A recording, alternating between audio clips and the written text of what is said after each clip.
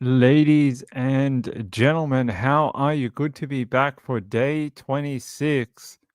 A number I probably didn't think I was ever going to say, but sort of like here we are. So let's let's do it. We got a lot of different stuff to get through tonight. A lot. Hey, why am I getting double feedback? Hold on, guys. There we go. Good to see you all. And let me get set up. I thought I'd jump on a couple minutes early because everyone always wants to ask how everything is going, and I thought, we could probably get that done while we're waiting, to get into the trial data and things like that. It's good to see you. It looks like we probably are going out to that Queensland trial, the toolbox murders. It's going to take me a couple of days to get on top of everything because I'm also doing this trial. So maybe this weekend's a long weekend in Victoria. It's going to take me a couple of days to read through all the documents and all the transcripts and things like that. So probably Monday is going to be the first. So that's Sunday night for you guys in America. Probably Monday will be the first time we will talk about that, and I'll catch you up from the week of what happened in that trial. And yeah, big trial out in Queensland right now. The Toolbox murder trial. Several co-defendants in this particular one. Three people co-defendants in the same trial against the same set of charges. So we'll be on that one soon, a couple of days. I just need a little bit of time to get across everything and all the background and stuff like that. But it looks like that is a go. I got some information earlier today, and it looks like we are good to go on that trial too. So keep an eye out for that one. But tonight on Dateline. No, this is not Dateline. This is Nights with Ping. Sort of like Dateline, but way more fun. How's my head? It's okay today. It's a little sore still. I had some concussion symptoms today, unfortunately. Still getting like some headaches, and I'm a little bit like off balance a little bit. So I don't know, roundabouts and slippery dips, apparently. Just how it works. It's fine. I'll be fine. I'm more concerned about the girl laying in a hospital that's just gone through major surgery. I don't really care about anything to do with me. I'm fine. I will be fine. I will live. It's all good. But what did we hear today? Actually, I want to start. We got a small update on a different case. Then I'm going to jump into my notes from today for Nights with Ping. Yeah, sure, that's the channel. But for the Erin Patterson trial, day 26, this is really important. This broke this afternoon down here in Australia, and I think this is a interesting development in this particular case. So you guys know who this is. This is James Wood. He's the roommate of Phoebe Bishop, and this information came out this afternoon that police have arrested the male housemate of Phoebe Bishop as part of their investigation into the 17-year-old's disappearance. James Wood, 34, was taken into police custody in Bundaberg on Wednesday and is assisting police with inquiries. But as of right now, no charges have been laid. Let me just double check no charges came out tonight. Let me just double check another source. No charges as of tonight. I just checked a different source for it. And but this is an interesting development in the missing teenager Phoebe Bishop out of Bundaberg in Queensland, or Gingin. So Gingin's the closer suburb to where she sort of went missing. But yeah, that broke a couple of hours ago, and there you go. There you go. Maybe we're going to get some movement in the Phoebe Bishop case. Finally. Finally. It's taken far too long. It really has.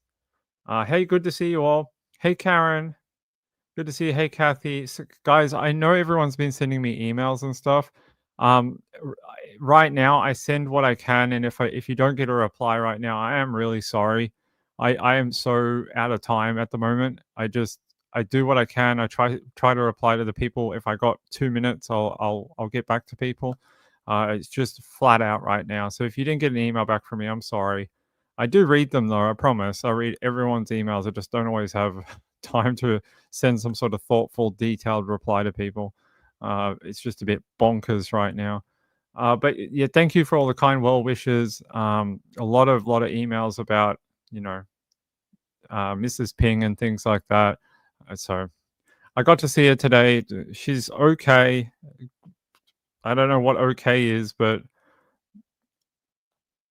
it's sort of like this. It's sort of like a scale like this. It's sort of like felt shit beforehand and was sick as a dog and dying, or feels sick and is, you know, not dying but still feels like crap. So pick your battle here. Pick your battle of which one is better. I'm not sure. I'm saying life-saving surgery that makes you feel like you're in a lot of pain probably is somewhat better than how she felt before, even though they're both pretty bad. So there you go. That's the update. Good to see you. Hey, Kat. Hey, Juicy Jules. Hey, Video Reel. Good to see you.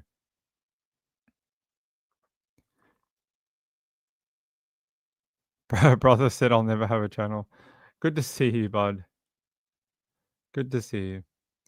Hey, Sean. Hey, Pain or Chocolate. How are you? How are you?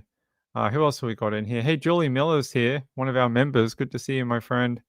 Uh, yeah, it's good to see everyone. Sean's here. I saw Sean somewhere. There he is. There he is. Many emojis. Many emojis. All right. That's your update in the Phoebe Bishop case. Hey, Betty C. That's your update in the Phoebe Bishop case. I also hear there's some movement in the Madeline McCann case right now. I hear that there's a second search or a second day of searches right now. It's insane. If they find that little girl or the remains of her, the world is just going to shut down. Like for real, the world is just going to go completely ballistic for like 3 days if they recover the remains of Madeline McCann. I promise. She's like the world's most famous missing child. It's going to be insane. Hey, Woman of Steel, RX Girl. Good to see everyone. All right. I think that's the updates I wanted to bring you about random true crime. Let's get into it. Day 26 of the Erin Patterson trial. I'm still not sure why we're at day 26, but sure. All right. So, what happened today? Well, it was another long day of witness evidence from Erin Patterson. It's now been going for a well, 2.5 days. It's been going it's quite a lengthy evidence giving from her for the defense. And we've found Erin's, what her view on a lot of this is. And I will tell you that some of the things we heard this morning were things like, what was the shopping trip like to buy all these ingredients for this lunch? What did you buy? How many did you buy? How did you cook it? These type of things. And I'll give you an example. They ask her here that we saw we saw the Woolworths rewards history, the same one that we saw from a couple of weeks ago that was put into evidence. We saw the same thing again, and they're saying here they're asking her this whole page, so they're showing us some history. This whole page relates to the 23rd of July, 2023. And she says, yep. And they say, does it indicate that the shopping that you did that day? And she says, it does.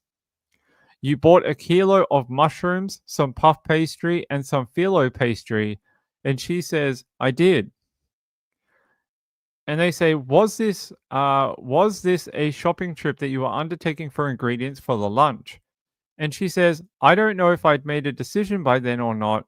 It's possible that I had. I think so. Colomandy says, how regularly did you buy mushrooms? She says, I bought them very regularly, at least weekly, sometimes twice weekly. And they ask her, how often did you buy puff pastry? And she says, I bought puff pastry fairly regularly because I would make a lot of sausage rolls for the kids. And they say, on another day of on the then after this, yep. So on the 27th, So we talked about the 23rd, what she bought. Now on the 27th, and they ask her a number of eye fillets, phyllo pastry, and more mushrooms. And she says, "Yep." Colin asks her, "Are these ingredients that you were buying in preparation for the lunch?" And she says, "They definitely were, yes."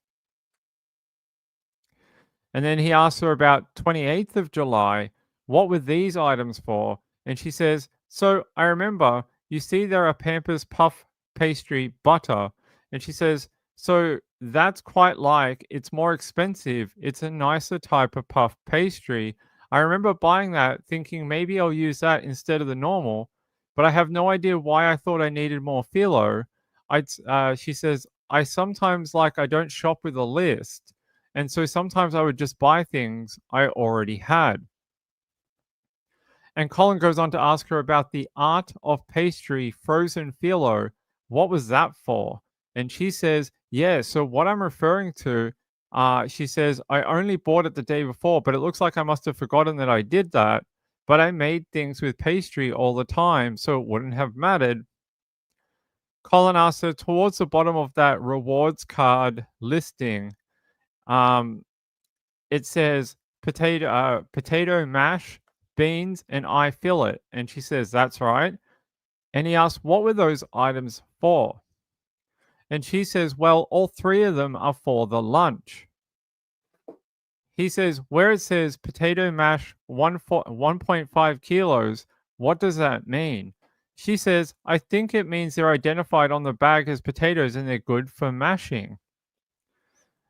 So they move the questioning now to preparation of this meal. And Colin asks her about it and says, "Now you have referred to a recipe in the Recipe Tin Eats cookbook. Did you follow that recipe when you were preparing the meal?" She says, "Roughly, but I did have to make some deviations." And Colin asks her, "Do you remember what deviations you made?" And she says, "Well, a pretty primary one was I couldn't find the big log that the recipe called for, the tenderloin or whatever they call it, the big log. So I had to use individual steaks. So I had to adapt to that." And Colin asked her, "In terms of individual steak, what did that record that you just looked at reflect in terms of purchasing those?" And she says, "I believe they were twin packs of eye fillet steaks." And they ask her, "How many steaks would that be on that list?" And she says, 10. And then Colin says, "Did you ask anyone about getting advice about how to prepare this meal?" And she says, "Yeah, I posted in my chat, the Facebook chat, and asked the ladies if they had any advice or experience with what I was doing." And Colin says, "And you told them you couldn't find the large cut of meat?" And she says, "Yep." Colin continues with, "What discussions did you have about that with the Facebook friends?" She says, "I think I think what I did was I took a photo of the eye fillet steak twin pack and sent it to the group and asked them, is this the same thing?" And one or two of the people then said yes. So Colin says, "That's one variation from your recipe. Was there any other variation from the recipe that you were thinking about?" And she says, "The change from the log to the individual steaks obviously affected the meat, but it also meant that the quantities of mushroom and pastry were going to be different. So I had to, I guess, allow for that." And Colin says, "Why do you say the pastry and mushroom quantities were going to be different?" And she says, "Because if you make a log and cut off slices to serve, you end up something that looks like a steak, but it's got the mushrooms and pastry around the circumference."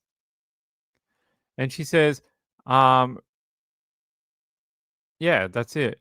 And then they say, "How were the quantities going to be different up or down?" And she said, "You'd use a lot more. I used a lot more."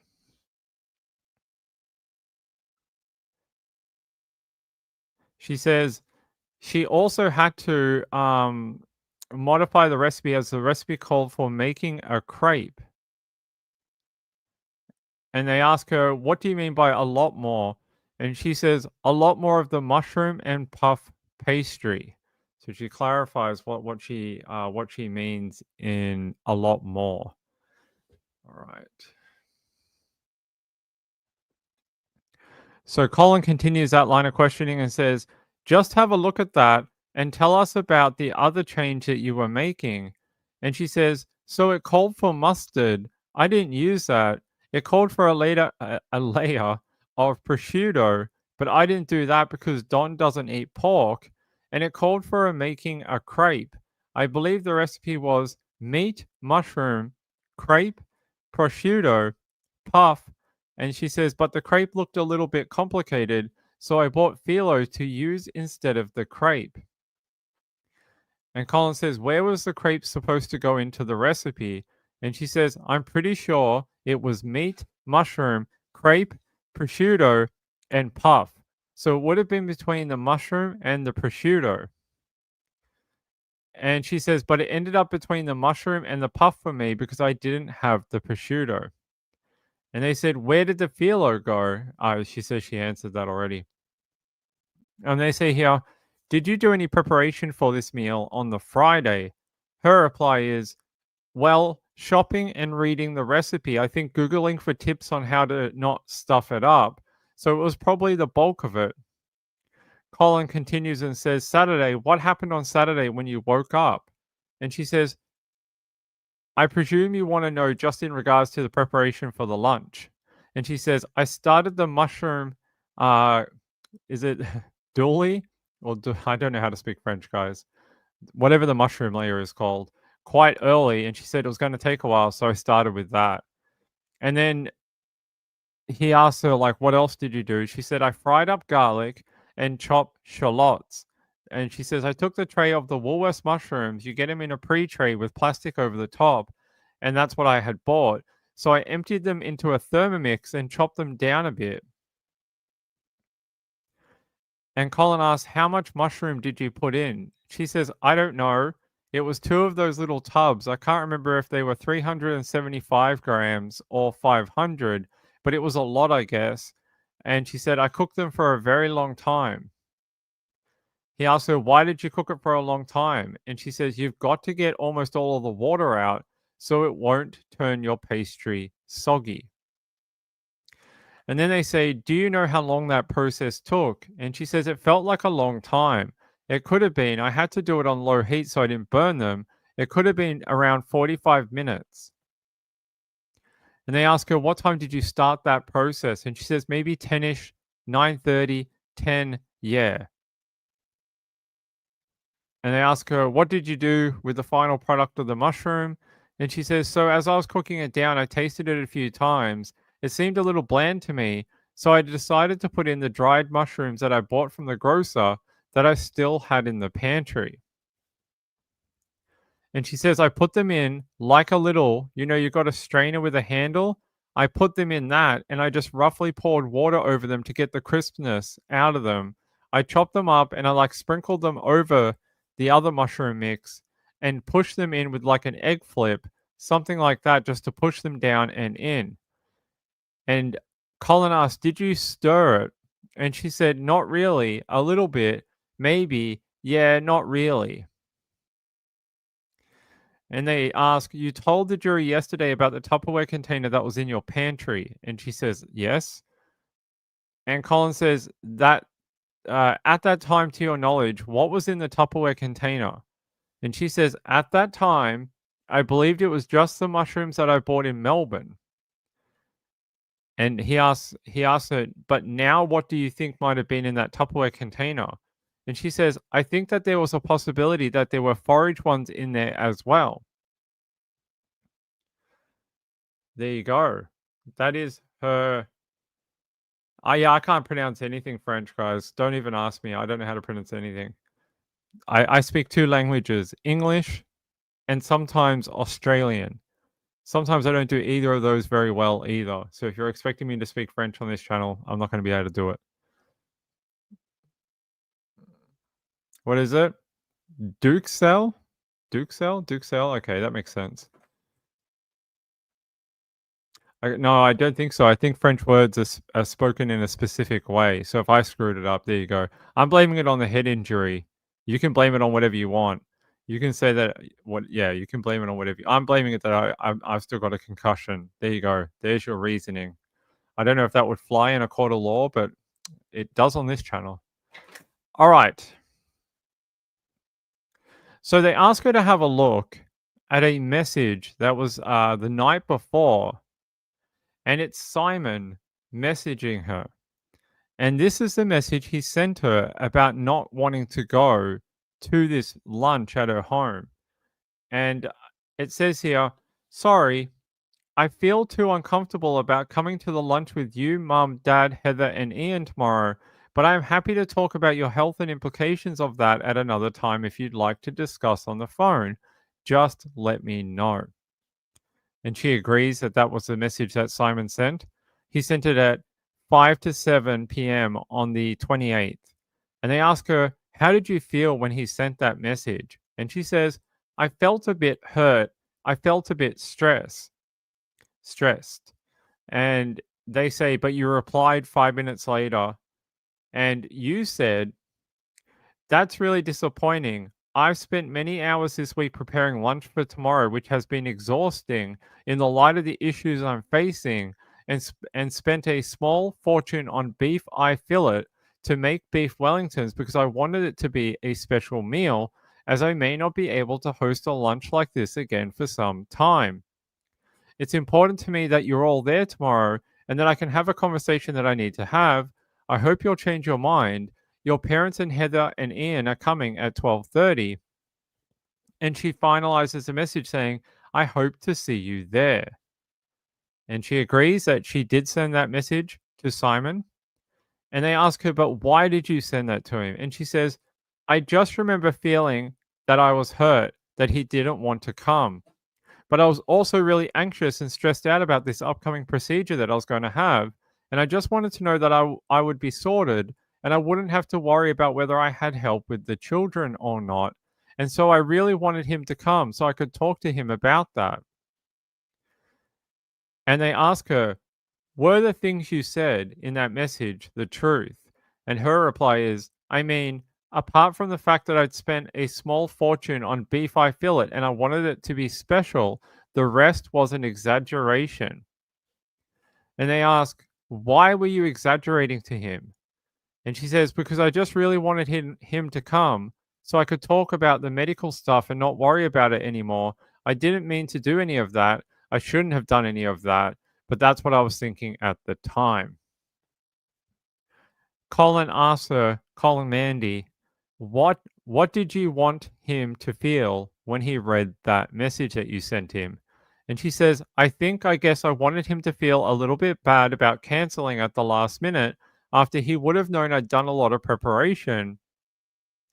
And Colin says, and when you say I've spent many hours this week preparing for the lunch, was that true? And she says, I didn't do any preparing other than shopping and researching the recipe. So I guess the answer to your question is no, it wasn't true.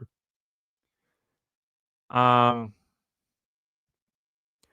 Colin asks, can you talk us through the rest of the process of preparing the meal? And she says, so after doing what I needed to do with the mushrooms in the frying pan, she said I used an egg flip to transfer it out onto baking paper on an oven tray. I put it in the fridge for a little while and I fried off the steaks on each side, let them rest. Then I started doing the process of putting the Wellingtons together. And she says, so after frying off the steaks and letting them rest and cool a bit, I used the egg flip again to lift a little bit out of the oven tray and put it on each steak. So there you go. And they're asking what she meant by a little bit, and she just means the mushrooms.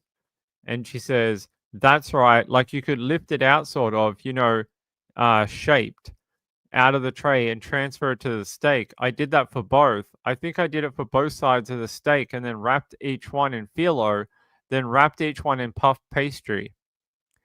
And how many did you make? She says, I made 6 of them.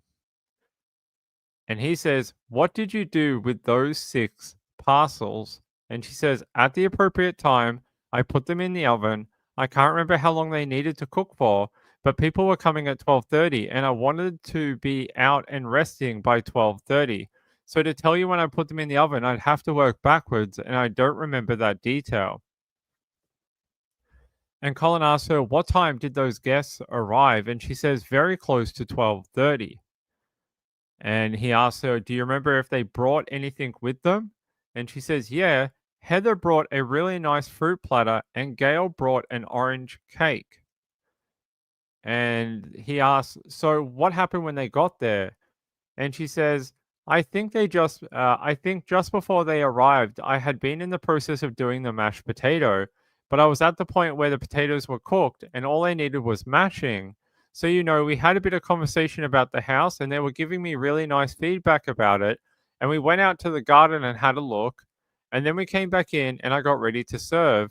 That's when Heather and Gail had a look inside the pantry. And Colin says, we'll come back to that in a minute. I forgot to ask you about where your daughter and your son were. And he says, where were they? And Erin replies, they were at the movies with their friend.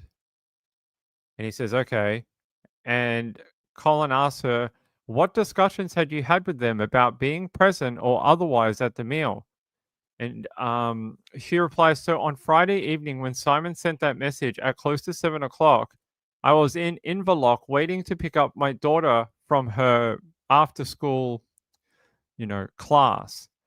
And she continues, and when she got in the car and we were driving back to Leongatha, she said something like, "What are we doing tomorrow, or can we see a movie?" And I told her, "Nana and Papa and Heather and Ian are coming for lunch.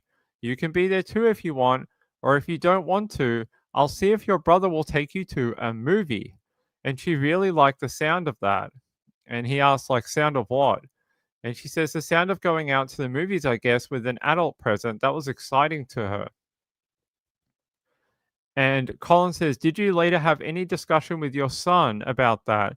And she says, I did. I spoke to him later that evening.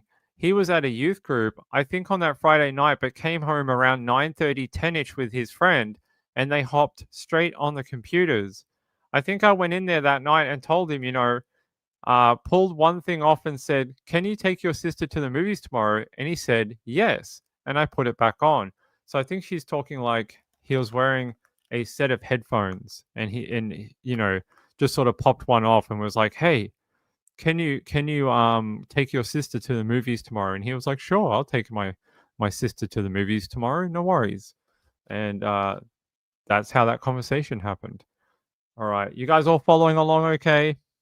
Do you need a break?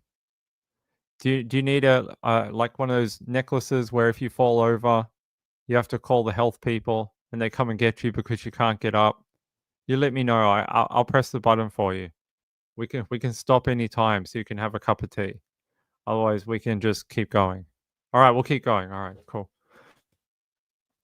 And they say here, how did you feel about the children not being there? And she says, I guess I thought in some ways it would be easier to talk to them about the upcoming medical procedure.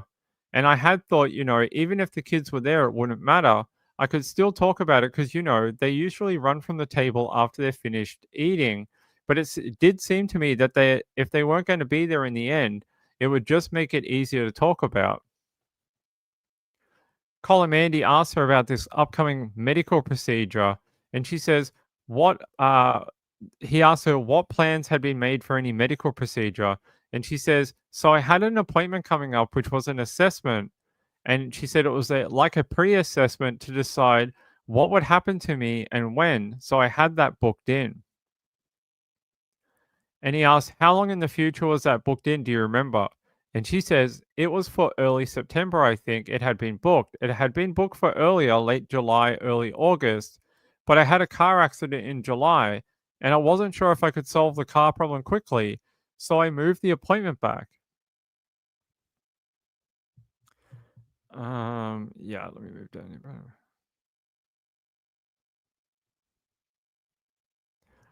So in this question here, they talk about what happened after they came in from the garden. So this is after Heather, Ian, Gail, and Don had come to the house. They sort of, how's it going? Thanks for inviting us. And they took a wander outside, and now they've come back into the home, and it continues from there. And Colin says, tell the jury what you remember about where people were in the kitchen area and what was happening. And she says, so Don and Ian were over near the bookshelves talking. I think they were talking about some of the books in my bookshelf. And she said, this is while I was mashing the potato. Heather and Gail went to look in my pantry. And Colin says, how did you feel about them going to look in your pantry? And she says, I felt mixed.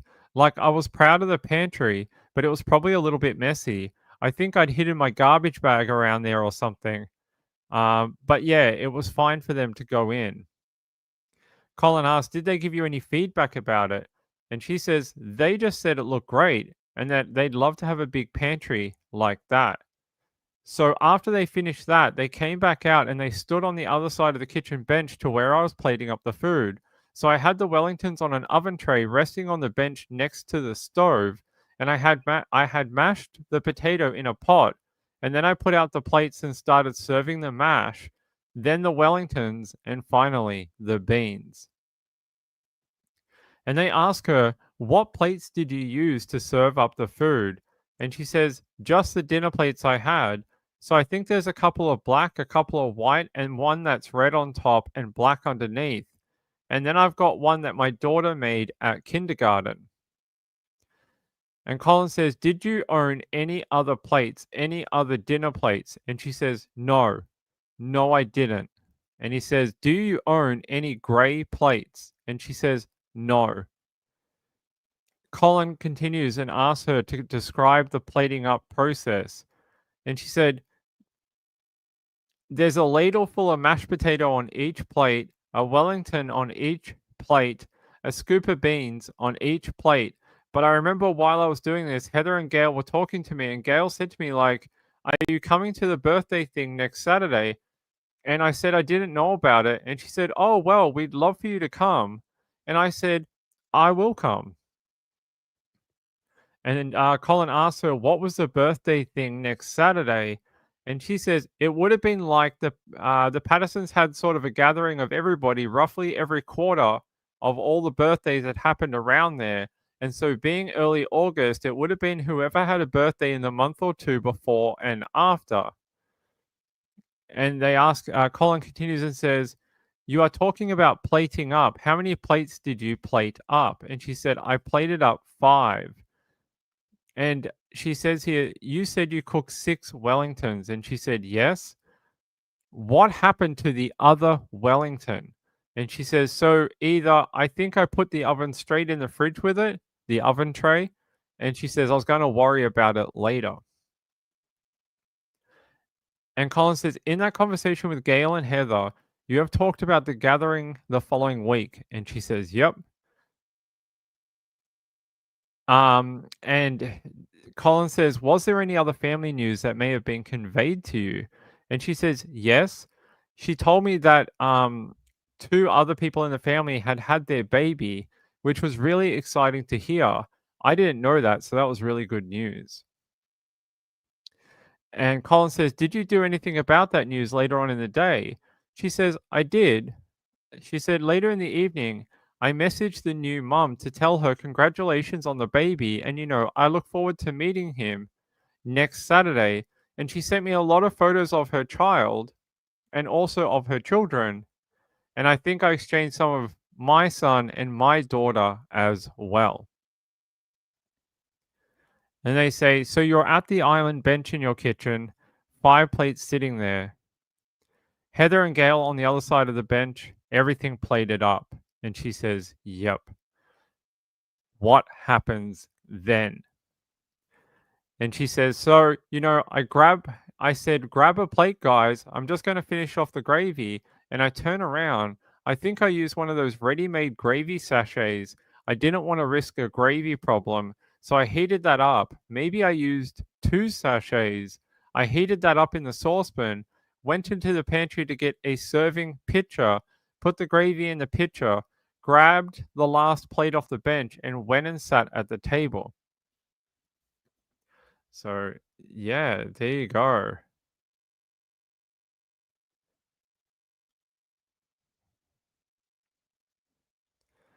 Yeah, I'm just moving my notes, everyone.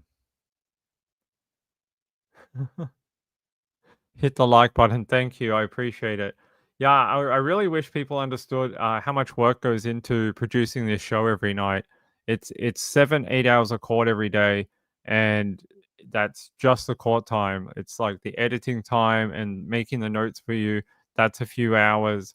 So thank you. If you could hit that thumbs up and that subscribe button, that would really help. I also had some people that wanted to help out with the sketch artist cost. If you want to, the links are somewhere under the video in the chat somewhere. We don't really do like donation begging or anything on this channel, but if people want to help, the details are somewhere in the chat or under here or something. I'd rather just give you the content. All right, just here. Mandy says here, Mandy SC says, I want to clarify a couple of things with you. The first is I didn't ask you whether or not you had any discussions about with your children that morning. And she says, well, I remember I had to tell my son again about the movie plan. He seemed to have forgotten or not registered when I first talked to him about it the night before, but he was fine about it. He was happy about it. I think we discussed, who was coming for lunch around that sort of topic. And Colin says, at some stage during the course of the morning, did they go to the movies? And she says, yes, I dropped them off.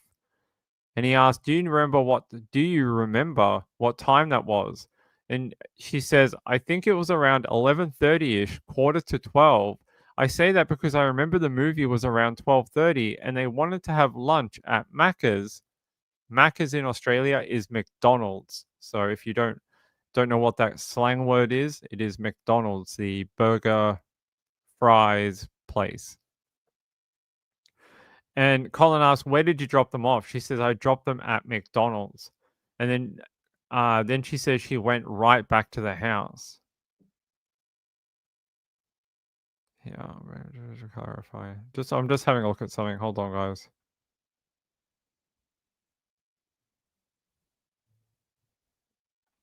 All right, give me a sec. 1 second, guys.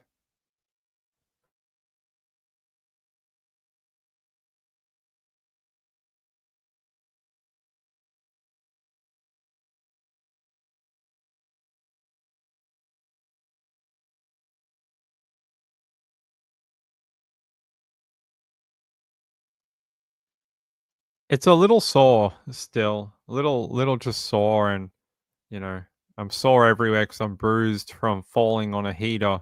So it's fine. We got work to do. Sean says there's a bunch of Charlatans money grifting on YouTube daily. You can't be out of pocket supplying us truths. Well, it'd be nice if people saw the same way you do, but a lot of people love rumor, innuendo, and apparently things that are not fact driven. You won't get anything else on this channel. I don't do anything but facts. So if you don't like real information coming from a courthouse that no one else is doing, then I can't help you. No one else has got this content, I guarantee you. There's a couple I've seen, like The Guardian, they're like 5 minutes long. ABC has one that's like 7 minutes long. My streams regularly go for 3 hours, and I walk you through everything as much as I can without getting legally in trouble. And I'm the only one doing anything like that on YouTube. So I appreciate the support of people who actually can see the quality and the time put into it. It's very kind of everyone, including Sean, who likes to buy me lunch, who I appreciate right now. I've had to use some of that money to buy some lunch because I've been out of the house for like days at a time at the moment. It's crazy, but I appreciate it, Sean.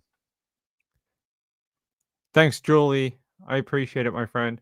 All right, let's keep going. Let's keep going. All right. So they asked her to have a look at this piece of evidence. It was earlier in the trial, and because it has been talked about today, now I can call back to it. So it's one of the rules we have. It's called a callback rule. You're not supposed to really call back to prior evidence unless it is brought up by the jury. Not brought up by the jury, brought up in front of the jury. They did this today, so now I can sort of link back to it. So the part of the evidence that we heard, I think it was week 2, it was a photograph, and you would have heard about this on this channel because I detailed it for you. Now, this was a sort of like a 2D image of the dining table, right? And it had like the seats around the dining table. And what they had asked Ian Wilkinson to designate with initials who sat where around the dining table. Do you guys remember that?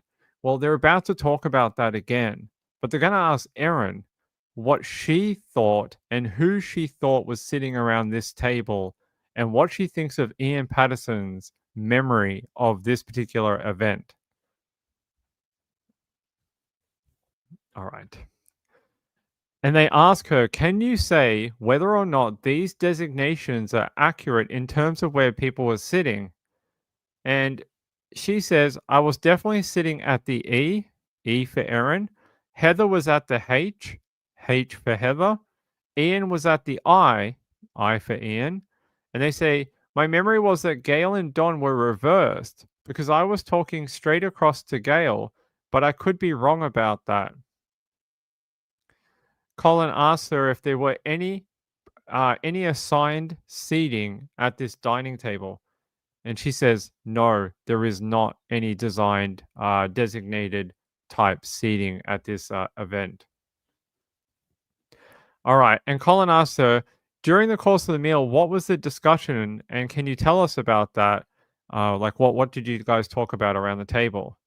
And she says, we talked about what we'd been up to, what had been happening in the family, probably a bit of politics and current affairs, and what the kids were doing. They asked a lot of questions about the kids, or at least Heather and Gail did. And at one point, I remember Don talking about his brother that was battling throat cancer, and that's very sad. And Colin asked, what happened with the conversation about the cancer? Did it move on to other topics? She says it stayed at that topic at that point. Colin asks, what did you say about your health?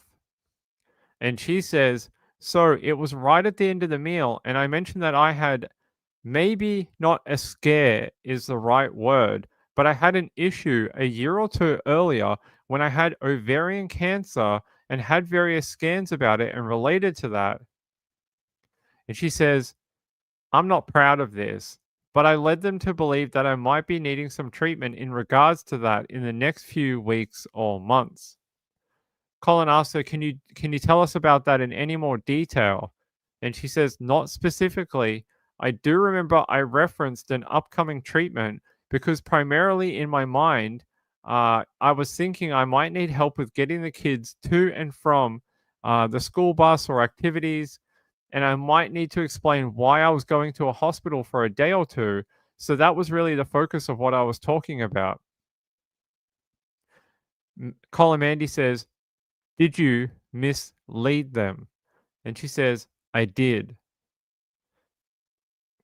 Colin then continues and says, how did that conversation conclude? And she says, they all showed a lot of compassion about that. And then we saw Simon's car driving into the driveway coming back with the children. And so Ian said, why don't we pray for Erin? And that's what we did. Colin asks, I asked if you misled them. I ask you, did you lie to them? And she says, I did lie to them. Colin asks her, why didn't you tell the truth about what you were intending? And she says, I was really embarrassed. I was ashamed of the fact that I didn't have control over my body or what I ate. I was ashamed of that and embarrassed. I didn't want to tell anyone. She goes on to say, but I shouldn't have lied to them. So they ask her now in a follow-up question, hey, I'm in DFW, Dallas Fort Worth, Texas. You're in Texas? Oh, cool.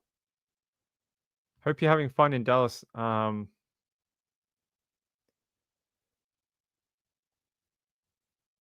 Thanks, Anne. I appreciate it. Yeah, it's not that speculation isn't allowed. It's just the Australian laws mean that it can't be done during a live trial. As soon as we're done, we can talk about whatever you want.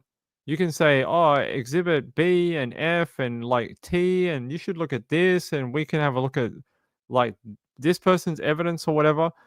We can do all that. That's not a problem. It's just during trials, it's really strict on the reporting requirements for people who are considered media or court reporters. And that's what I am for this trial. I'm considered media and or a court reporter.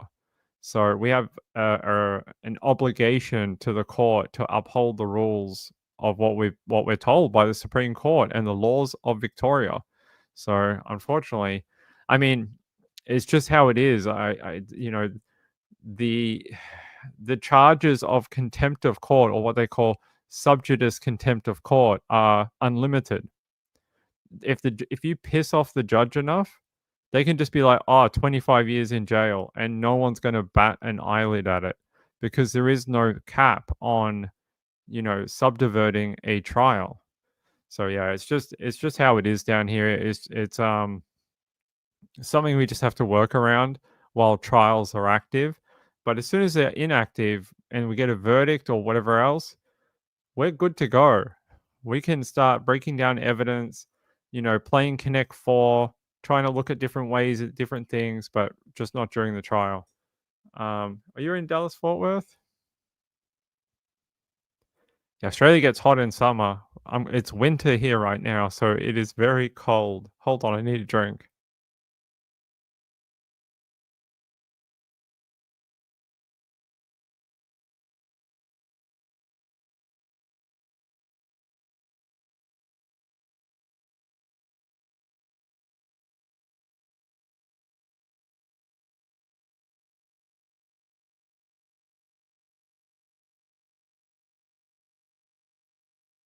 All right. By the way, I don't know if the person wants me to say thank you or not publicly, but I'll say thank you to my friend who sent in a donation like a few minutes ago. Thank you for that. I'll send you an email after the show saying thanks. All right. So they ask Erin here, in terms of what people ate at the meal, can you remember much of the portions people ate? And she says, so Ian and Heather ate all of their portion, Don ate all of his, and Gail ate quite a lot of hers, but not all of it. Don finished off what she hadn't eaten. I ate a quarter, a third, somewhere around there of mine. I ate some of mine. Um, Colin says, but there's evidence in this case that you said to other people you'd eaten half of your portion. And she says, yes. He says, what do you say about that evidence? And she says, I mean, it was about that. I wasn't measuring. I couldn't be precise. And she says, it was some of it, is the best I can really say. Colin says, why is it that you didn't eat all of your portion? And she says, well, I was talking a lot. I was eating slowly. That's about all I can say. Colin says, but why do you remember what other people ate? And she says, I remember Gail and Heather commenting on that the beef Wellingtons were quite large and maybe they should have shared one instead of having one each. And that was when Don offered to finish Gail's. So it was really just a function of the fact that there was conversation about it.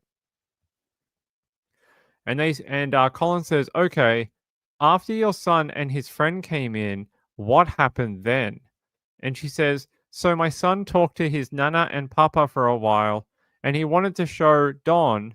He had this textbook theory guide that he was working through for his lessons, and Don was interested in having a look at it. So my son got that and looked through that with Don, and their friend had been at the lunch in June and had met Don and Gail, so they all had a bit of conversation too. And I think they had to leave because Ian had a meeting for the church. So it finished in that way. He continues and says, where did your son and his friend go? And she says, oh, they went into the computer room, I guess you'd call it. It comes off that living area on the side. Colin says, "Did they help clean up?" She goes, "Probably. Yeah, my son was really good about helping me clean up. So I remember that he at least put some stuff in the sink." Colin asks her about the leftovers and what was left over, and she says, "Apart from, little scraps of a bit of pastry or bean or whatnot on Don, Gail, Ian, and Heather's plate, there was the rest of my Wellington and some potato I hadn't eaten. There was also unserved potato. I'd made more potato and beans than we needed, so they were still in the pot. There was gravy still in the pitcher and a lot of Heather's fruit platter that she'd offered to leave. She apparently Heather had encouraged her to keep it for the family to eat. So that was left over, and there was quite a lot of cake that Gail had brought and was left over as well. She left that with us as well." Colin asks her about, was there any other portions of beef Wellington left over? And she says, yeah. So there was a 6-1. The entire 6-1 was left over. They ask, what happened to that beef Wellington? And she says, so my son and his friend went into the study. Uh, Yeah, she says my son and his friend went into the study and played on the computers for the rest of the afternoon, and I kept cleaning up the kitchen and putting everything away. I had a piece of cake and then another piece of cake.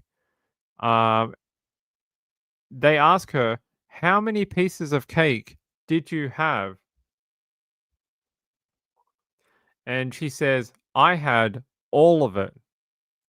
So she didn't eat the beef Wellington, but apparently she ate the entire rest of the portion of cake.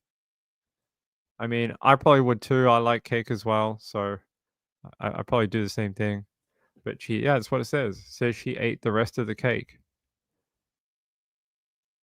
And Colin asked her how much of the cake was actually left that you ate, all of it. And she says probably a good 2/3 of it was left. He asked her what happened after you ate the cake. She says, I felt sick. I felt over full. So I went to the toilets and brought it back up again. Colin says, how did you feel for the rest of the afternoon? And she says, after I'd done that, I felt better, but I had some sort of loose stools, I suppose you would call it, later in the afternoon, early evening. That was about as bad as it got then. Colin says, what time did that start? Do you remember? And she says, maybe 5:30ish. I can't be exact, but around then. And they ask her, did you go anywhere after 5:30? And she says, yeah. My son's friend needed to be driven home. He lived in the similar area, and I think his mum told me he needed to be home by 7. So my son and I drove him home to his home. And they asked what time was that? And she says, I would have got to his home around 7. And then Colin says, and then back to Lee and Gather at what time? She says maybe 20 past 7, thereabouts. So there you go. Yeah, let me just have a quick 2 seconds break.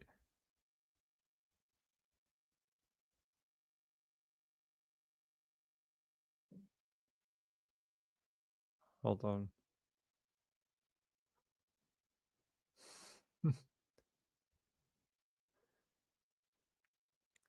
Yeah, I can tell you how to comment on this. As long as you're not assigning guilt or innocence, as long as you're not like derogatory towards anyone involved, judges, the accused, the prosecution. Okay, maybe you just don't say anything. All right. Maybe there are a lot of rules. There are a lot of rules. Apparently there is. By the way, Marjorie, thank you, my sweet friend. That's very kind of you. I wish I could see the sticker, but I can't. All right. Um, and then they say, all right.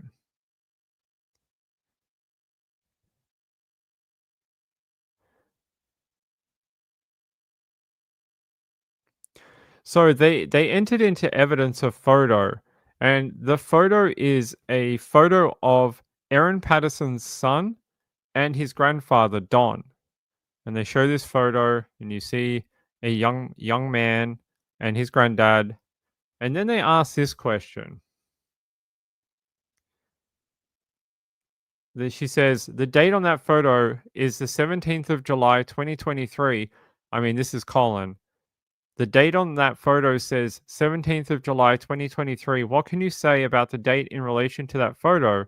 And Erin says, I think that's the day my son went to Nana and Papa's for the day that they had invited him. It was the school holidays. They had invited him over for the day, so he went. That was a couple of weeks before the lunch. Colin says, and the next photo, do you recognize that person? And she says, no.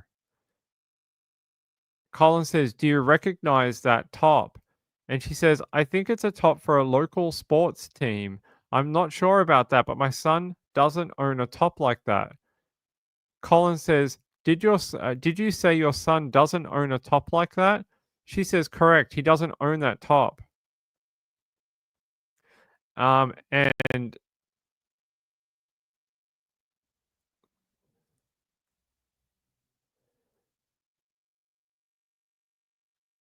yes. So I'm pretty sure what they're referencing here is the not 7-Eleven, Subway video where they say Aaron's son went into Subway to buy food or something, but I'll double check. Hold on a second. Actually, give me 2 seconds. Give me 2 seconds. Hold on.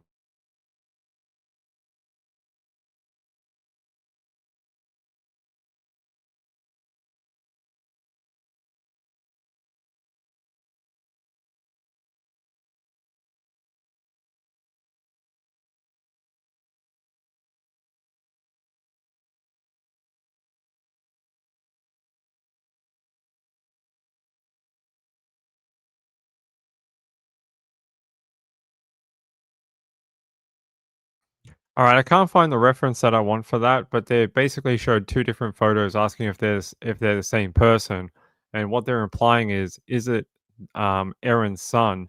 And Erin said no, it's not, and that her son doesn't own this specific top. It looks like sort of like an AFL sort of rugby type jersey or yeah, like a jersey.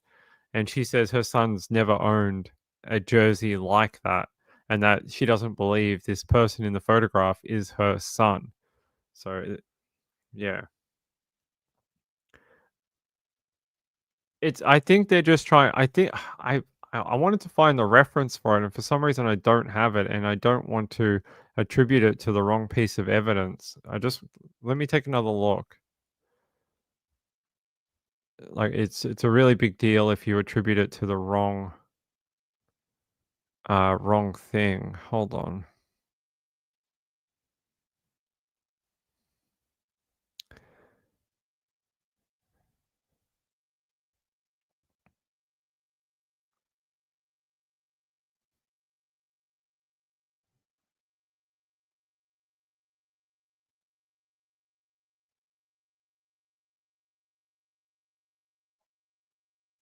Yeah, I would say they're referencing the Subway video.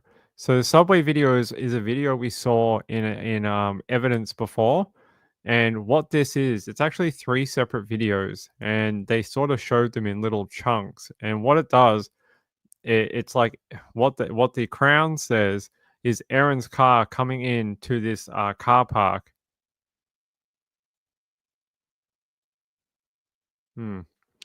It's coming into this car park where there's a Subway there, and according to the Crown, it is Erin's son being dropped off to go get Subway for dinner. And then you sort of see the middle video is her son just milling about outside the shop. And then the Crown alleges that this car comes back and then it leaves for a period of time and then it comes back and then picks up the son and then they go again. So that's sort of I believe, at least from my notes, that's what they're referencing here.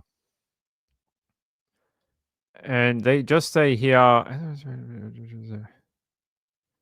so Mandy asks her, "I understand your evidence, Miss Patterson. Your evidence to the jury is that you did go to Subway that day." And she says, "We did."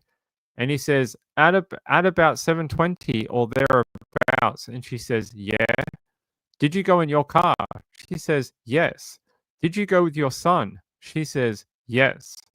And he says, "What's your memory of what you did when you went there?" She says, "I remember parking and my son walked in and I waited in the car until he came back out." Mandy says, "We've seen the footage and we'll play it in a moment, but does it look like your car?" And she says, "I mean, only superficially. It's the same color, but it's not the same. It's not the same car. It looks different to my car." And then they proceeded to show us the 7-Eleven Subway clip again to the jury. Yeah, it's a CCTV split into three sections, and then it shows what I described to you before. And after watching that video, the one described to you, Colin says, "So having seen that, what do you say about the similarity with your car, the one that just drove in?" And she says, "Yeah, well, they're the same color." And he says, "It might be the same." And she says, "Maybe. I mean, it looks a little bit different to my car. I couldn't 100% say it's the same." And they say, "Keep going in the video." And he says, "Pause right there." And they ask, "Is that your son on that video?" And she says, "No." And they say, "Okay, we know the footage shows that car leaving and then coming back a few minutes later." And she says, "Yep. What's your memory about what you did when you dropped your son off at Subway?" She says, "My memory is I waited for him in the car park." And they say, "What did you do after leaving Subway?" She says, "We just went home." So there you go. There's her evidence in relation to that Subway video. She says that person you see on that video is not her son, and that car that you see is not her vehicle. She thinks it's different, slightly different to her car. So there you go. There's her evidence in relation to that video. So they showed two photos to us. One photo was this an image of her son and his grandpa, Don. So Donald Patterson. Then they showed us another like sort of still image. It was a still image from the CCTV, and they asked her, "Is this your son?" And she says, "No, it's not. He's not. My son doesn't wear this type of jersey that the person in the CCTV still image is wearing." And then we lead into the questions we just heard. So I hope that sort of makes it clear. I know it's really hard when you guys can't see the evidence that we see in court. It makes it harder. So maybe I've got to get better at describing it. Yeah, I mean, maybe I just got to be better at describing what we see. Um, yeah, it's difficult because they they show us a lot of evidence sometimes. Sometimes half our day is like different photos and videos and graphs and tables and things like that. And then when I go to read you my notes, sometimes they don't make a lot of sense because you're not seeing what we saw.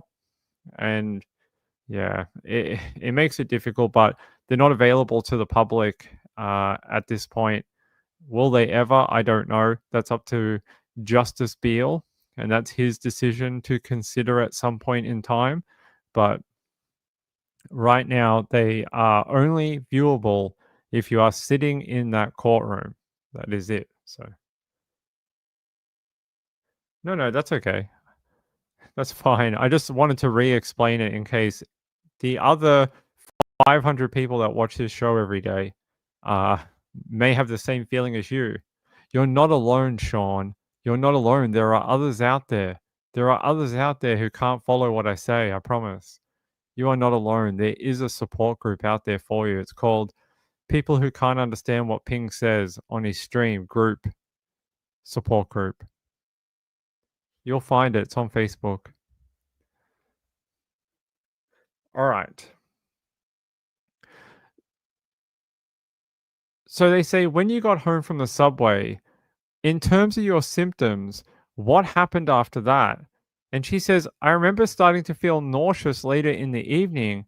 I mean, a tiny bit around 7 or 8ish, maybe, like really nauseous later in the evening after I put my daughter to bed. And Colin says, what about other symptoms? And she says, so I started to have diarrhea later in that evening too. And she says it was somewhere between 10 and midnight, 11 and midnight, somewhere around then. Colin asked her to describe these sensations that she was having. And she says, so I would get like this quite strong abdominal cramping, then the urgent need to go. I did that quite regularly for the next few hours. Colin asks her, what does quite regularly mean? And she says, it felt pretty frequent to me, every 20 minutes at some times, maybe further apart at other times, but yeah, enough that it was hard to go back to sleep, put it that way. Colin says, how long did that last for? And she says, it lasted for some hours. I took an Imodium or two at some points in the early hours, and I do remember about 5 or 6 around there, I was able to doze off for a bit. Colin asks her, what is Imodium? And she says, it treats the symptoms of diarrhea. It's a tablet. Colin asks her about the next morning. What time did you get up? And she says, I got up out of bed around 10 a.m., 10ish, I think, and went downstairs. My daughter slept in my bed that night. I can't be sure about that, but my son was in the TV room, lying on the couch when I went in. Colin asks her if she ate anything. She says no. Did you drink anything? She says, I think I made some kind of herbal tea, like lemon and ginger tea, something like that. Colin asks if she drank it. She says, yeah, I think I did. Yeah. Um, and he asks her, what was the tea contained in? She says, just a mug, a coffee cup. Colin asks her, how were you feeling that morning in terms of symptoms? She said, I still had nausea. I still had diarrhea. It wasn't as bad as the early hours of the morning, but it was still fairly regular. Colin asks her, did you go to church that morning? She says, no, we didn't. Colin says, when your son was on the couch, did you talk to him? And she says, oh, yes. So I walked into the TV room and he was lying on the couch and he said something like, Mom, I've got a sore tummy. Can we not go to church today? Colin says, what did you think about that from your son? She says, well, in light of my diarrhea, I thought maybe he had some kind of gastro bug like me. And I told him, I don't feel well either. We're not going to church today. Colin asks her, what happened to your memory after that, heading towards lunchtime? And she says, I remember Simon calling me at some point in the morning and asking if we're at church. And I told him that no, we weren't at church. I wasn't feeling well. And we had a conversation about that. And he told me that Don and Gail had diarrhea too. Colin asks if Simon gave her any other details about that, about Don and Gail. And she says, we spoke twice that day. He did tell me at one point they were getting fluids at Currumborough Hospital, but I can't be sure if that was the first or second call that he told me about that. So um, he says, in terms of your symptoms leading to, we know that there was a trip to Tyab in terms of your symptoms leading up to that. And she says, yep. And he says, what were your symptoms at that time? She says, I mean, it was much the same. A bit of nausea. The diarrhea continued. It was getting less frequent. It was probably closer to hourly as we went into the afternoon. Colin asks if she was timing it. She says, no, it was just a guess. So let me just check what else I've got here for you guys.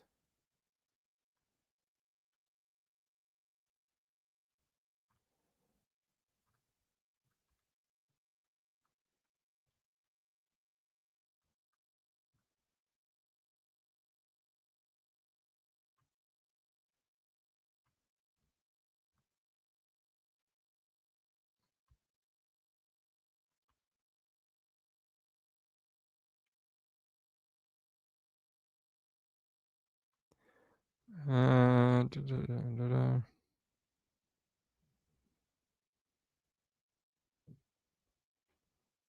Hmm. So Colin says, I want to go back.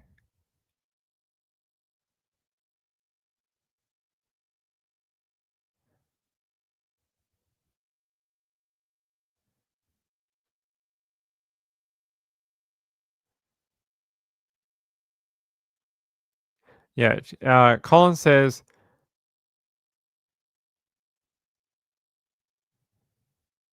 I just want to go back and ask about one topic that I forgot to ask you about, and it's to do with your relationship with Don and Gail and some evidence that Simon gave in this trial. You'll recall that he gave some evidence about you sending an extremely aggressive, I think his words were, message to the group chat. And she says, yep. And he says, in relation to the mediator issue that was raised,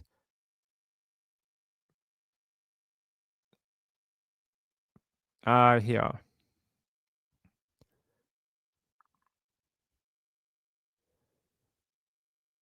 Yeah, I'm going to move down here for a second. Hold on. Yeah, they just ask her, do you remember what you said in reply to Simon's message on that issue? And she says, not exact words, but I remember that he was upset with me about my son being very tired and suggested that it was due to my poor parenting and I was hurt by that. Colin asked, did you express that hurt in a message that you sent to him? And she says, yes.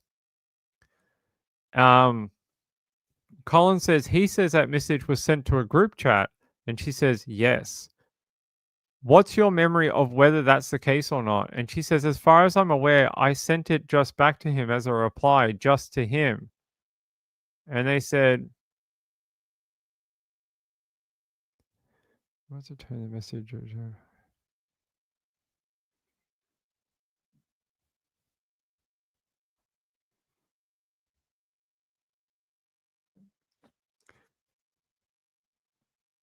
Sorry, guys, I'm just trying to. Is this true? True.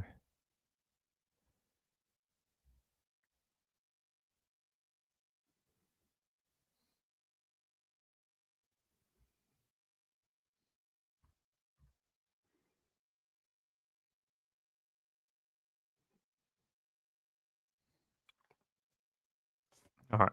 I'm just gonna jump a little bit because it's nothing. I think I want to report. But I do want to talk about this. Colin says, one thing I wanted to ask you was there's been evidence, you've given evidence that when you got home from the interview, when you got back from the police station and went into your house, you found that phone A was still there. And Colin says you said that it was damaged, and she says correct, and that you transferred the SIM card to another phone, a Nokia, and she says correct. And he says, in order to keep using the number. And she says, yes. He says, why is it that you didn't continue your desire to change your number at that point? And she says, as of Sunday evening, when child protection got more involved, it became clear that Simon is going to be able to need to contact me into regards to arrangements for the children. So it was moot at that point. Colin says, what happened to phone A on that day, on the 5th of August? And she says, it just stayed there. I took the SIM out and then put it back. So, yeah, so that was her reply about where phone A might have been. Potter says, how early do you have to leave to get in? It was reported people are queuing from 4 a.m. to get in. I don't have to queue to get in. I'm not general public. I don't have any queue for me. The only people queuing to get in are general public who want to sit in the gallery. I don't have to do any of that, which has been I'm yeah, it's been very thankful that I don't have to do that. I've been very lucky.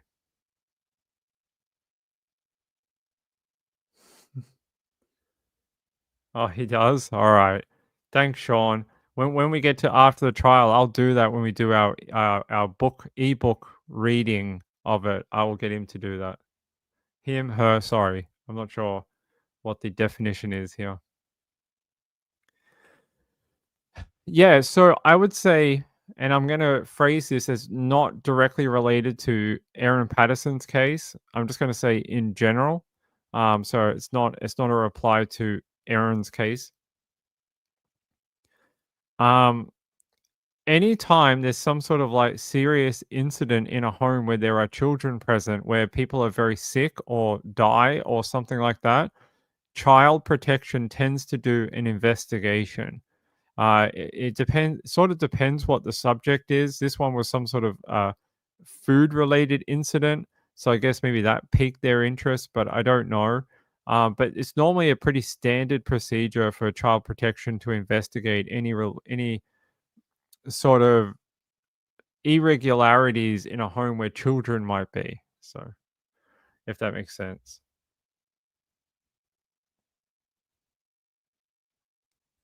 Hey, Aussie Trisha. At the start, take care of yourself and prayers for Mrs. Ping. Thank you so much. That is very kind of you. I've seen you on Twitter all week liking everything. It's good to see you in the chat. Thank you very much. And, I can't say I know anything about that. If it comes up, I'll let you know, but I don't remember. I mean, I don't know. No idea. You've been through the walls again, my sweet Potter friend? I hope you're doing okay. Hope you actually, I was supposed to meet up with a friend at the trial, and I've been messaging them and messaging them and messaging them. Like, this person was really desperate to meet up and sort of hang out, for a long period of time, and they've disappeared off the face of the planet. They don't live too far from me, and I've been trying to get in touch with them, like, "Hey, let's have lunch. I'll buy you some lunch, and we'll hang out, and we'll catch up," and no reply, so I hope they're okay. I hope they're okay. If they're out there listening, I hope you're not ill or something. And if you are, you can maybe get your daughter to contact me and let me know if you're doing okay, because I know her daughter too. If that would be okay, I would, you she could message me and let me know if you're doing all right.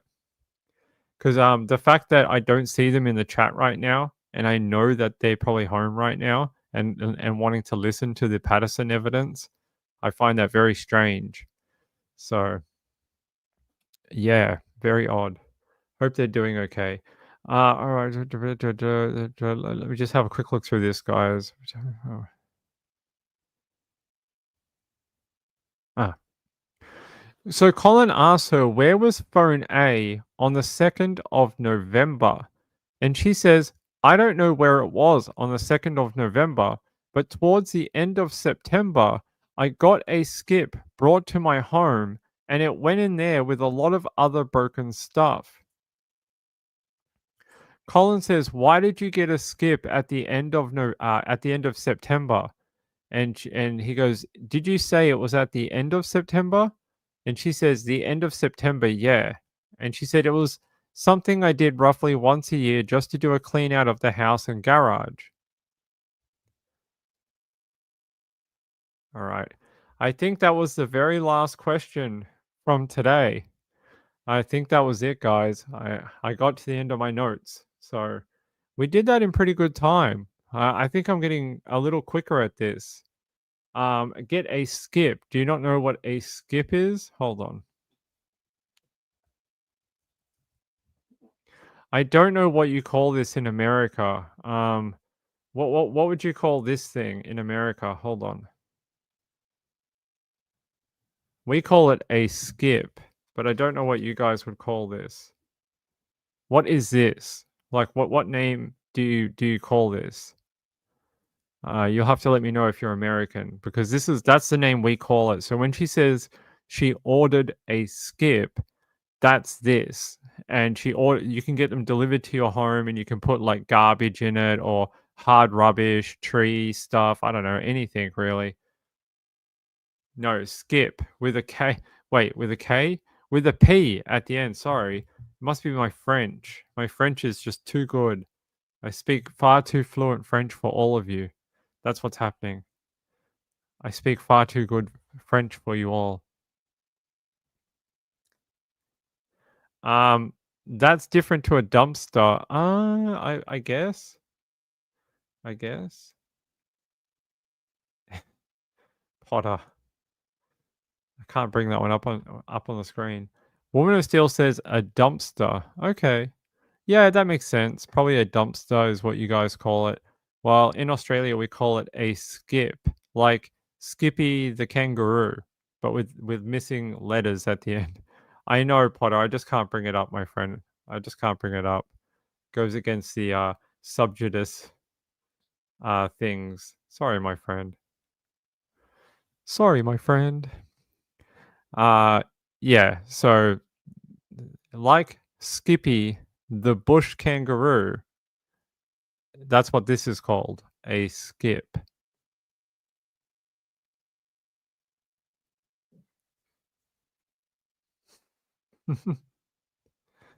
I I don't know if you I don't know if you've noticed, but on this channel, I often tell people when they can't understand what I'm saying, I'll just pretend like I'm speaking some other language. I'll be like, "Oh, my Spanish accent is so thick. It makes it hard for people to understand me." We've done that one before. Uh, Skivvy. A skivvy, we do have them here. I remember wearing them when I was a kid at school. So we would often wear them like under the t-shirt or whatever or jumper. So I think that's just about it for the night. Geez, we did okay in time. What was it, like an hour and 25, an hour and a half or something like that? So I think it was something like that, an hour and 20. I think we got started a little early. So that's good. A turtleneck? Like Steve Jobs, like Steve Jobs. All right, that's your update for day 26. Um, we'll be back tomorrow. Tomorrow's day 27. Tomorrow is the last full day of court for this week, and then in Victoria this weekend, it is a long weekend. I don't think Supreme Court opens on Monday. So Monday will not be a court day. We're going to actually have a bit of a long weekend, which is actually um I'm actually going to enjoy that, not having not having to rush around on the Monday. That'll be nice for a bit of a break. I don't think we've had a break since before the Patterson trial started, which was like Easter and things like that. So a public holiday sounds like a good idea. I think everyone's going to be enjoying the long weekend. So yeah, I'll see you all tomorrow. Oh, I think ours were blue because I went to Parramatta West Primary School. So I went to Para West as a little kid, back in the 80s and early 90s. So I was at Para West Public School. I think it was called PWPS or something. So I went to yeah, that's where I went to school. It's not far from Para High. If you sort of just keep going down the street from Para High, you'll eventually get to Parramatta West Public School, and it's just around the corner. You can walk from each one. So you wore white with a tartan skirt. Oh, I have to see that photo, Potter. You're gonna have to send it to me. You're gonna have to send me you as a schoolgirl. You're gonna have to do it. That's like yeah. All right. You went to Wembley Downs Primary. Oh. Your sister went to Para High? You're gonna have to show. Wait, I think are you in the same age as me or a little older, Sean? I think you might be a little older. I don't think I know your sister, although I don't know. Send me a photo. You never quite know who Ping dated.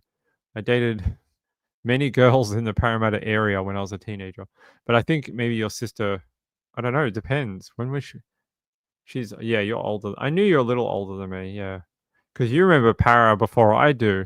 I know you remember all the So a fun story before we go. Sean's from the same area that I grew up in. That's why we always have these weird conversations about Para.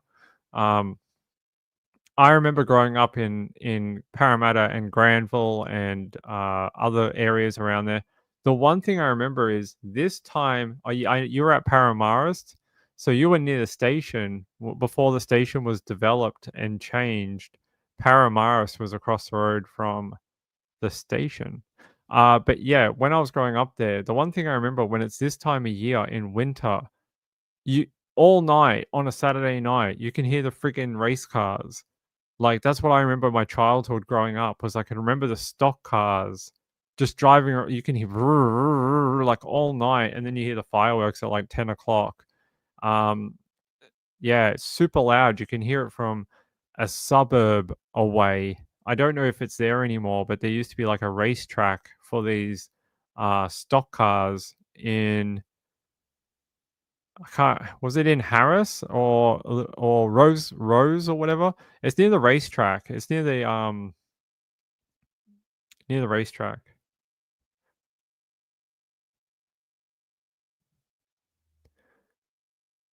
Oh, I didn't know that. But yeah, there used to be a racetrack somewhere on the back end of like Parramatta. Yeah, it's in Granville. It's not there anymore. Yeah, so I later on I lived in Parramatta, but I actually grew up in Granville. Not too far from there's like a big building. It used to be called like the Boulevard or the Roosevelt or something. There used to be this like big hotel just under the M4, and there used to be this big hotel, and it was painted funny colors over the years. But if you went like about 2 minutes down that uh, down that big road, that's where I grew up. I grew up down near Granville TAFE. So if you know where Granville TAFE is, and you're from Sydney, I grew up on the back end of Granville TAFE. No, it's not Ridges. No, there was like this big thing called the Roosevelt or something. Hold on.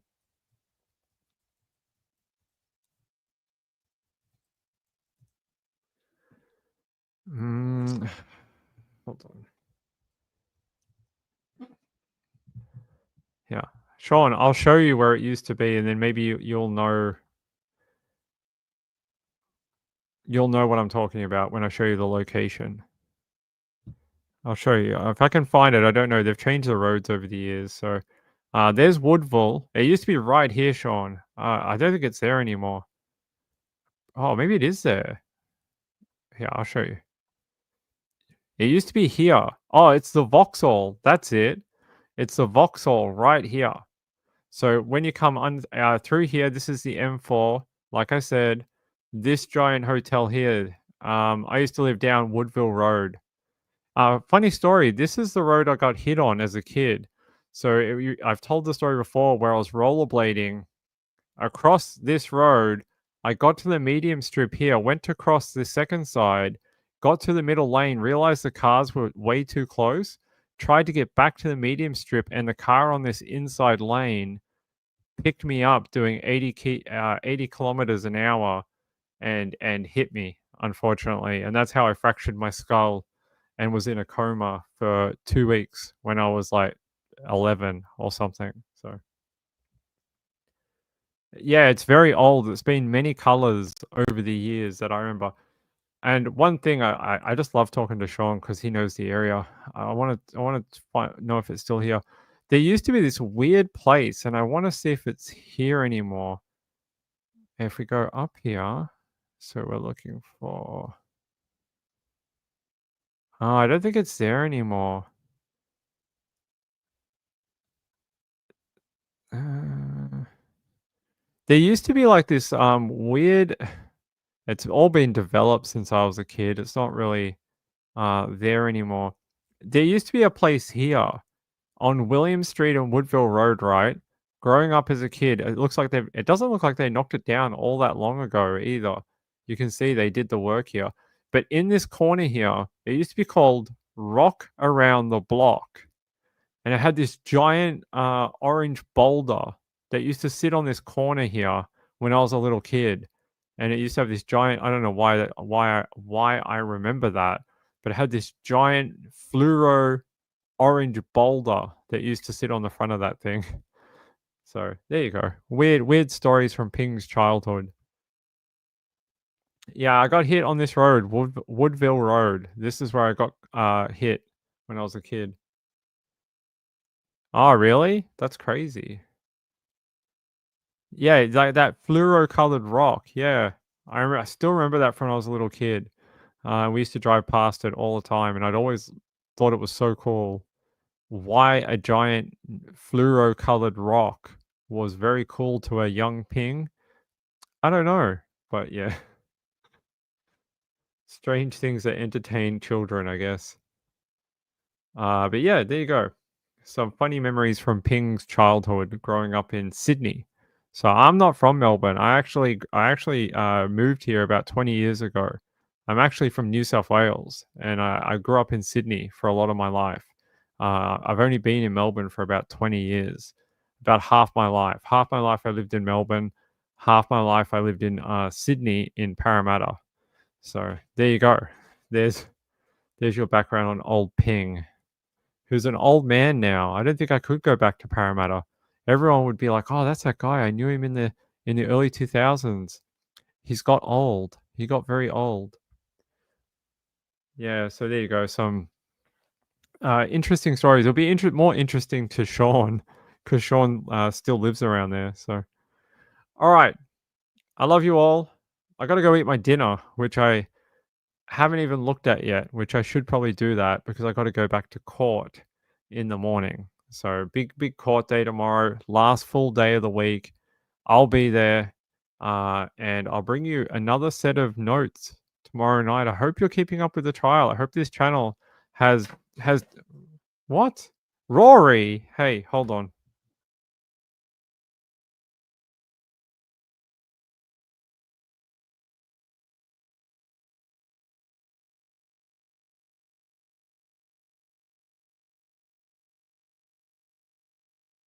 Sorry, it looks like my cats waited till the last minutes to play up tonight, so thank the Lord for that. Um, Cats are doing well. I feed them before the show, and they still play up when I'm on the live show. So I love you all. Um, I'll be back tomorrow with day 27, and if anything happens with Phoebe, I'll let you know. Oh, yeah, if anything happens with Phoebe, I'll let you know. By the way, also today, sorry, I keep wanting to cough. Sorry about that. I don't want that to go down the microphone. We got an update for Samantha Murphy. Samantha Murphy, Patrick Oren Stevenson is scheduled to face a Supreme Court trial for the alleged murder on get this, April 8th, 2026. So we've got a bit of a time to wait for that one. April 8th, 2026. So about a year away. We started the Patterson trial in late April. So it's going to be about a year before we get to do Samantha Murphy. About 12 months away. About a year. It'll go quick, I promise. 2 years went by for this one in like that. So we'll get there, but they have now scheduled that one for next year. So I will go to the Supreme Court next year for Patrick Oren Stevenson, and I'll cover it for you from the Victorian Supreme Court. But it won't be till 2026 now. Yes, he will remain most likely behind bars. Yes, I would say so. He's in custody, so he was arrested and charged, so he won't get bail. I don't think. So 2026 for that. So there you go. By the way, I want to thank a couple of people before we go for the night. Let me just check my notes here. Sean, I want to thank you for the lunch. I really appreciate it. Sean really has kept me supplied in food throughout the trial, and I really appreciate it. Thank you, Sean. It's really helped out, I promise, especially with me being here on my own now at the moment because no one else is here at the moment. It's helped out a lot. It really has. Why is my face glowing? How weird. I want to thank my friend Kathy. Thank you so much. I really appreciate that as well. You guys have been excellent supporters during the trial. It really means a lot because, it's basically a full time job. It's like go to court in the morning, come back at night, and then work through the night too. Like it's 10 o'clock at night right now, and I'm just about to finish for the day. So, and I got to get up at 6 a.m., 5 a.m., do it all over again. One day we'll be moving to a new trial. When is that? I don't know. I got no idea. someday in the world. Yeah, and Aussie Trisha, thank you so much. I appreciate it. I will take care of myself. I promise not to cut any more eyebrows open. I promise. And Marjorie, thank you so much, my sweetheart. It's good to see you. And Sean. Sean gets a high five. There you go, Sean.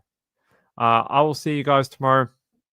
To any people who want to support the channel in other ways other than subscribing, which does help out a lot. If you haven't hit that subscribe button, please, we're trying to get to that 1500 mark as soon as possible. And if you haven't hit that like button, please do that. But if you want to help in other ways, there are the links under the video. You can find them there. I put them under every video, or yeah, they're under every video. You can check there. All right.